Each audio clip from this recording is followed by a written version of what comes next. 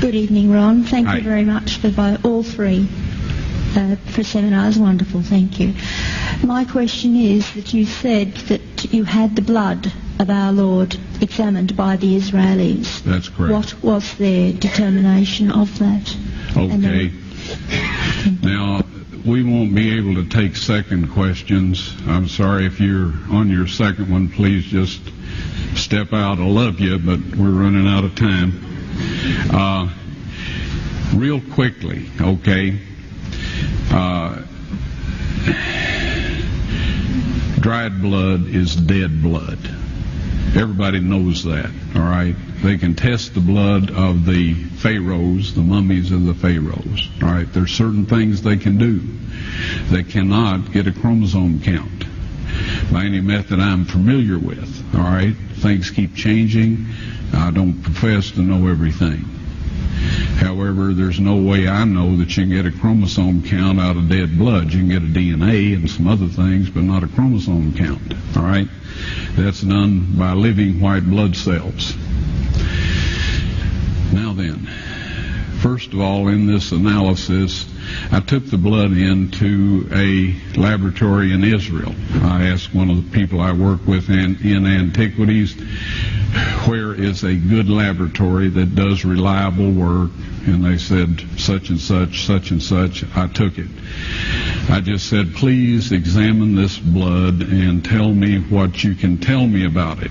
All right? They said, well, look, we're going to reconstitute it. We're going to put it in normal saline and keep it at body temperature for 72 hours with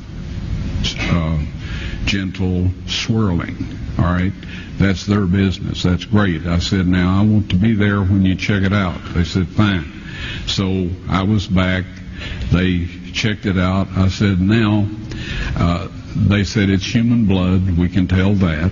They did whatever tests they need to do. And then I said, take some of the white blood cells and put them in a growth medium and keep them at body temperature for 48 hours. And they said, well, that'll do no good because it's dead blood.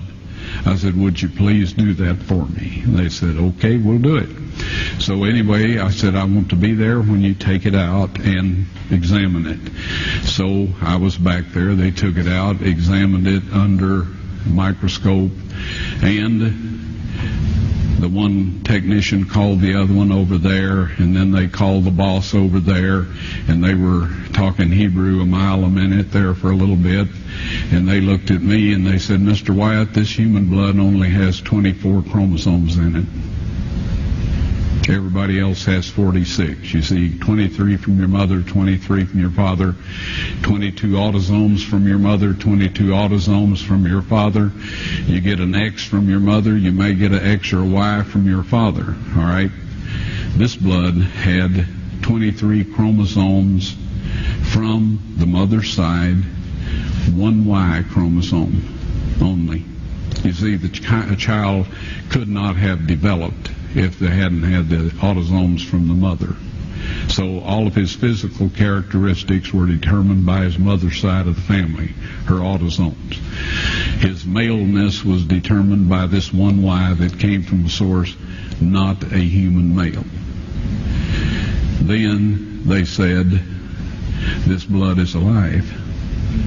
And then they said, whose blood is this?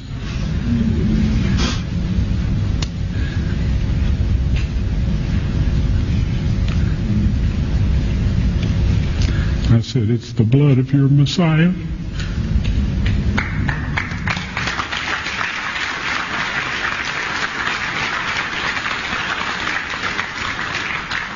And I assure you those men's lives have changed. You're welcome.